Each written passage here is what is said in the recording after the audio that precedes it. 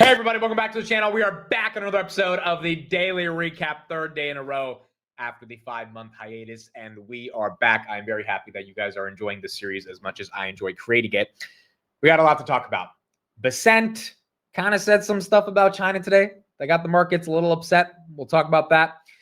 Lots of macro updates. Remember how I said yesterday we're going to get a lot more stats on what happened last week on the first 3% down day for the S&P 500 in 5 months? We got some stats, and it's quite incredible to look at. And then Amazon. I want to talk a little bit about Amazon. I bought more Amazon, made some portfolio moves today. We'll talk about what I did. But I think there's something to discuss in Amazon. Let's get into it. All right, so let's start off with what happened with Bessent. Quite simply, I think what's happening right now in the state of China versus the US is that they're going back and forth with each other. Now, why are they going back and forth? They will be meeting, by they, I mean Xi and Trump, and this was confirmed 2 days ago in South Korea. And that meeting was going to be a really important meeting because they're going to be talking about a lot of different things. We still have not got a full official trade deal from China and the United States yet. And so we need to see what happens in that meeting. Now, you had two statements today, one by Trump and one by Bessent, that kind of got the market a little scared. We were up about 1.2%. 1 p.m., the statement comes out from Bessent. Market falls about 0.7%. Then we recover about 0.3%. So all in all, not a flat day for the S&P 500, but definitely not a monster day in terms of the rebound. We even touched 670 in the morning. 673 was the all-time high. I think we closed today around 663.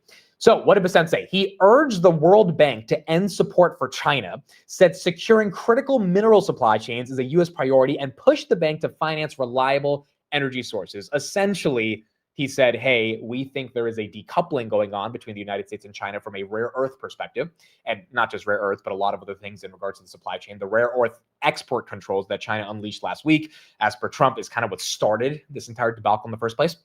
And Bessent was upset about it today. And Bessent made it known how much he's upset about this today. If you looked at all the rare earth stocks, USAR, MP, TMQ, CRML, LAC, they're all down on average about 15% on the day. In fact, ABAB is not a rare earth stock, but it's a battery company. They're down 20% after hours because they lost the grant from the DOE. So a lot of these high-flying names have kind of taken a little bit of a breather today. And it might mean, quite frankly, that the sector in and of itself is exhausted based on all the momentum that they have had. Now, what did Trump say? Trump said three things. He said, number one, we are in a trade war with China. So definitively, he just said that's the case. Number two, he said, India assured me they would stop buying Russian oil. I hope that's true, but I don't know if India, with 1.4 billion people, is actually going to stop buying cheap oil from Russia. And number three, he said 5 or 6 of wars globally have been solved because of tariffs. So the point that Trump is trying to make right here is bringing the tariff conversation, which we really haven't heard about for the past 3 months, to be honest, back into the mainstream. And the reason he's doing this, I think, is because he wants to get leverage with China. Same thing for why Bessent said what he said today. What's the takeaway for investors? I think the market reacted to the news today in regards to China and Trump, but they didn't react as negatively as they reacted when the soybean stuff came out yesterday, which I didn't get to talk about because I recorded the video before that happened. It's almost like the markets didn't even care about soybeans today. And they didn't react as badly as they reacted on Friday when we had that 3% drawdown. And I think it's because the markets are just accepting that China and the US are going to go back and forth with each other unless it escalates to some dramatic effect like we had back in April when they were both threatening 150% tariffs against each other. Then it's likely going to be resolved. And the meeting in South Korea next week is very important. But stocks were relatively flat to green today based on the idea that, hey, maybe this doesn't matter as much. I mean, HIMS had a monster move today based on an update that was specific to their HERS part of the business. And then AMD looks like it had a bit of a rebound from the Oracle GPU announcement that the macro kind of killed yesterday in terms of that news, but it was a pretty bullish piece of news. So you had individual stocks that went up 10, 15% today that had nothing to do with China.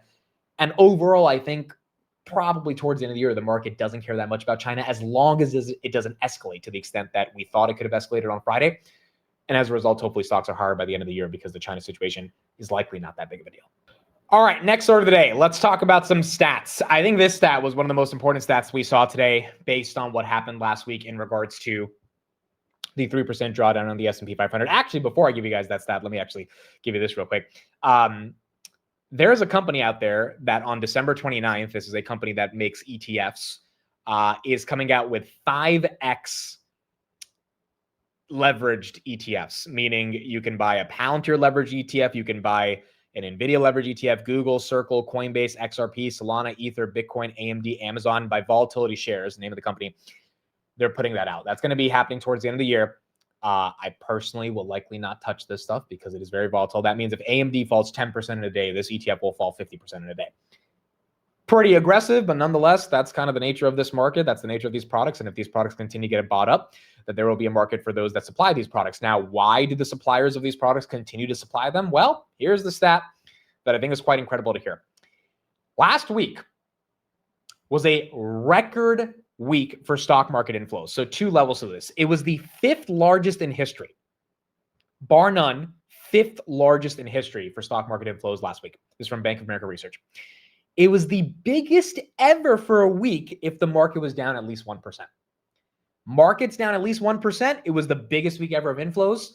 And overall, it was the 5th largest single stock inflows in history. This is retail and institutional. Now, we looked at a stat yesterday about equity call options, 61 million on Friday, 41 million put options. We had 108 million, which was quite incredible to see that much level of option buying in the stock market on a 3% down day. I think that combined with this research that is showing how much money entered in the market, institutional or retail, just goes to show we're in a buy the dip market. And maybe one day we won't be in a buy the dip market. Maybe next year is going to be a different type of year. Maybe earnings are not going to be that good. But by the way, Morgan Stanley crushed it this morning. Bank of America crushed it this morning. United had their best earnings ever. They guided for their best operating income in the history of being a public company for Q4. I mean, earnings are crushing it. It makes me pretty optimistic for what we're going to get from tech earnings, given how the banks have done. But it's a buy the dip market. And look, if you've been buying the dip, you've been rewarded for it. But the fact that this level of buying the dip is happening is something that I've never seen before. And quite frankly, it's phenomenal to live through it. So last week, 3% drawdown, one of the worst days for the S&P 500 in 5 months. Markets did not care. Retail investors definitely did not care. And people bought the dip. All right, let's talk about Amazon and what's going on with Amazon. So I've been building a position in Amazon, and originally I thought of it as a trade. The simple thesis was, hey, the stock is barely up year to date, although the Max 7s are up. I'm in at 220. I like it at 260. I think it can make a move by the end of the year. The more I've started to research Amazon, the more I've started to do due diligence on the company, and the more I've started to realize how I think underpriced it is against the opportunity of the stock, the more it is becoming a long-term position and essentially a cornerstone of the portfolio, which, look, it's not that hard of a sell to make Amazon a cornerstone of a portfolio. For those that don't understand the cornerstone concept, this is something I learned a couple of years ago. You want to have 2 to 3 stocks. Realistically, like I think max is 5, pushing above 5 is pushing it. But usually the sweet spot is 2 to 3. That becomes a cornerstone of the portfolio. What are 2 to 3 names that you can DCA in at any price, that you can hold on to at any price, that you have such unbelievable conviction in that the worst thing could happen and you're probably not going to sell? They can sell options against, that you can potentially sell if you needed to do something because you know the right movements of the technical layers of the stock if you really understand those companies so well, and then you can get back in. Like, what are those 2 to 3 names of your portfolio? For me, it's pretty obvious. Robinhood and Palantir. I think I know those companies pretty well. And as a result, I've been able to build positions in those companies and I want to hold them for a long time. Nvidia, ironically, has become the 3rd one. And I thought Nvidia was not even a company worth investing in the beginning of the year. Then DeepSeek happened, really did some due diligence, and now it's become a substantial part of the portfolio. So Nvidia, Hood, and Palantir, I can see myself for the next 5 years not worrying about owning Palantir, Hood, or Nvidia simply because they are the cornerstones of the portfolio. So what can become a cornerstone portfolio stock? 2 categories. It's either a stock you're super early in, and therefore, even if it falls 50%, you're still up so much that the margin of safety is so high. Hood and Palantir are those for me. Or number 2, it's a really good, high quality company. Like, it's a freaking phenomenal company where you can sleep well at night, knowing all the financial obligations you have in life won't necessarily go to shit if the company goes to shit because you're holding on to something special. It's a sleep well at night stock, a swan stock. That to me is Amazon. And Amazon continues to be disrespected by the street. Couple stats for you. And this stats, I'm pulling some of this from our boy Austin. I'm going to leave his Twitter thread in the chat. I would definitely recommend people following him because he did some really good write-ups on Amazon today. Take a listen to this. Amazon's backlog for AWS is now 195 billion on top of their existing 160 billion ARR. The $17.5 billion increase in growth from June 24 to currently right now in 2025, 98.5 billion to 116 billion, is 1/3 of Google Cloud's entire run rate. One of the reasons why Amazon's getting discounted is because AWS is not growing as fast as GCP or Azure. Okay, fair critique. The problem is they are growing the net dollars way more in volume and size than Google and Microsoft, and that's not necessarily a reason to say it's a better stock, but that is to say, dude, this is a massive business that is not slowing down. If anything, they can create operating leverage on top of that business to make their margins better. Right now, their margins are 36%. Those margins go to 37, 38%. We're talking about tens of billions of an increase in net income per year, which, if a PE is based on the E and the E goes up because the net income goes up because the margins go up, that earnings multiple should expand. And that should be very good for Amazon. 61 billion of what they do is advertising. I mean, I don't even think about the Amazon advertising business, but obviously it's massive because they have all the data, and that's growing 20%. That's also a high margin business. And then finally, this stat I think is one of the most important stats to recognize. Amazon's EV to EBITDA multiple is trading at the lowest enterprise value over EBITDA in history. Okay, so that's the first thing. Second thing is the average EV to EBITDA for the Mag 7 right now, the other 6 companies in the Mag 7, 39.3. Amazon, 17.3. It's a 56% discount. I'm not trying to pound the table and say Amazon is the biggest buy in the market right now. In fact, Amazon, it could be flat throughout the end of the year. I'm saying if you have done very well this year in the stock market and you've taken the risk on betting on names that are super speculative but that have growth trajectory, and you held on, you DCA'd, you bought in April, it is not insane or crazy to say rotating some of that money or even the dry powder that you have into something that's not flying 5 or 6% every day. So you're not getting the dopamine hit of those stocks moving as green as they are, but you're buying something that is undervalued to its peers. Is it undervalued overall? I mean, they're going to have to put up really good earnings for us to be able to make that discussion. I think based on the earnings we've seen on a trailing 12-month basis, the answer to that is correct. But you're buying Amazon. Amazon goes down 10%. Okay, you're bag holding Amazon. You're not bag holding quantum nuclear mechanics. You're bag holding Amazon. It's a buy for me. I think it's one of the more compelling opportunities in the market. And as a result, I'm buying more Amazon. And this is not to persuade other people to buy more Amazon. It's just, hey, looking in this market that's super frothy, that has a bunch of names that are running like crazy, there's a bad narrative around Amazon for a variety of reasons. Narratives fade. You saw what happened with Google, 150 to 250 because the DOJ narrative, the search is dead narrative went away. If that happens with Amazon, I think this is closer to $300 stock. And as a result, I continue to buy more. All right, next up is Nvidia and more on what's going on with the world of data centers. So Nvidia got a price target upgrade today to 320. This is a street high price target on Nvidia. 300 from Cantor last week was the street high, and now 320 is the new street high from HSBC. What did they say? Well, they increased their earnings estimates. We upgrade Nvidia to buy on the back of increasing fiscal year 2027 GPU total addressable market relative to our previous expectations, leading to an upward revision in our fiscal year 2027 data center revenues to $351 billion. 36% above the consensus forecast of $258 billion. Now, Cantor said Nvidia is going to do $11 of EPS by 2027. If you combine their EPS with HSBC's revenue target of $351 billion in 2027, that means they'd be trading at a 27 times forward earnings and a 21 times forward price to sales. Both of those multiples are cheaper than the stock today.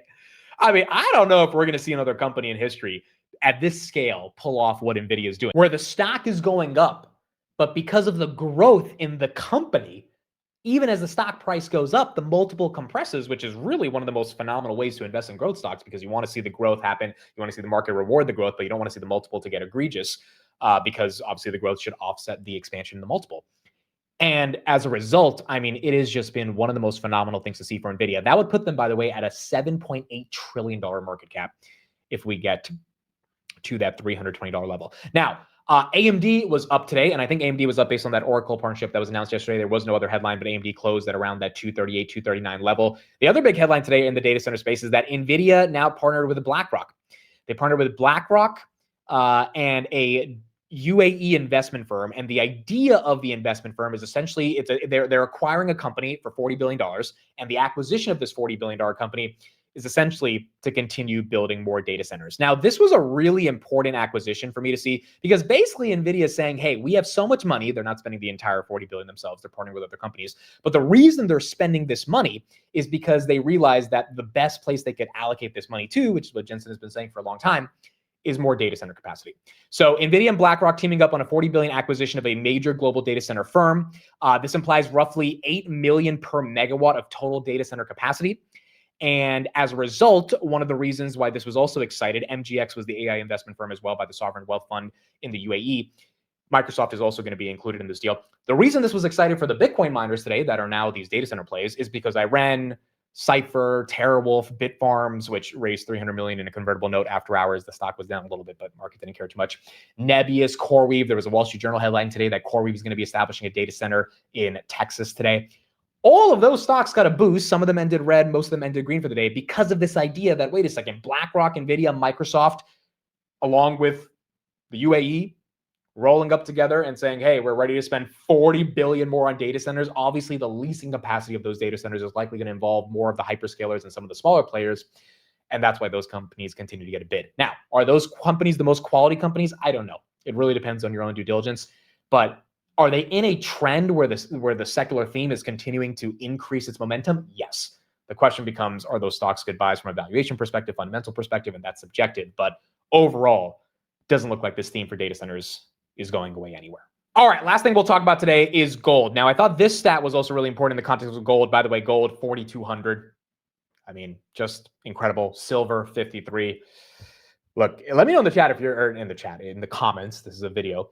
Let me know if you're long gold or silver. I have this as my allocation for gold. It's one of the first ever Robinhood gold credit cards. It's not even a real credit card, but it's one of the prototypes they have. So this is real gold. I got this at when gold was trading at like 2,200. So this has appreciated, but I don't actually own gold. It's not been something that I've been into. But some of these stats are crazy. So, I mean, take a look at this. Fund managers from Bank of America survey that have over 400 billion in assets have said gold is their crowdest trade, long gold. Long Mag 7 used to be the crowded trade for 3 consecutive months. Long gold has topped that. Second of all, the average investor's allocation based on the survey to gold is just 2.4%, near an all-time low. Gold is up 60% this year, and the average investor, like myself and probably a lot of retail investors, don't really own that gold. The allocation is 2.4%, which begs to question, wait a second, if the average investor starts piling into gold, does gold have a lot higher to run? And then if you pair this stat with the allocation from Wall Street to cryptocurrencies, and their allocation to crypto, which is the whole digital gold thing, 0.4%. So Wall Street is allocated more to gold than crypto, but the average investor is barely allocated to gold, and gold is up 60% for the year. Bitcoin is up 20% for the year. The dollar is down 10%. I mean, I don't know what the run in commodities is telling us, other than based on what we talked about yesterday, Jay Powell saying he's likely going to get more into quantitative easing versus quantitative tightening. You've got Paul Tudor Jones saying he thinks the federal funds rate is going to be at 2.5% by the end of next year. When you have all of these elements of, hey, money's going to get cheaper, the value of money is going to start to come down, which means you need to put that money into other asset classes like a Bitcoin, like an S&P 500, like a gold or a silver. And then you have this multi-year trend from a technical perspective on gold and silver actually breaking out of like a 3 to 4 year base. It becomes pretty damn, silver has been like 10 years. It becomes pretty damn incredible. So I don't think the running commodities is saying that you have to get out of equities because the world is going to shit and like gold is going up, so you should sell everything. But I think it is saying people don't want to be in cash. They want to be in hard assets, or at least assets that are producing something like stocks. And as a result, that's why you're seeing the momentum in gold and silver. All right, that's it for me today. Thank you, everybody, for joining. My Substack is launching on Friday. 2 deep dives will be out on Friday. Super excited for it. It will be free, no paywall ever. Hopefully, you guys will enjoy my long-form research. And look, I really want to start getting deeper into names that are not just like the biggest names that are out there, smaller names, and do a lot more research on them. The first 2 deep dives are going to be a little bit more bigger names, but the goal of the Substack, 2 editions per month, 10 to 15 pages each, so about 5,000 words per Substack, is to really focus on trying to challenge myself to be a better researcher. And that's the goal. If I buy the stock that I do a deep dive on, I'll disclose the position, but overall, I just want to become a better student of the game and study more stocks. And I think this will hold me accountable to doing that. So if you enjoy it, you can subscribe, link in the description, amidstdeepdives.com. Thank you, everybody, so much for supporting the daily recap every single day. It really is so much fun to do this. And I'll see you guys tomorrow. Bye, everybody.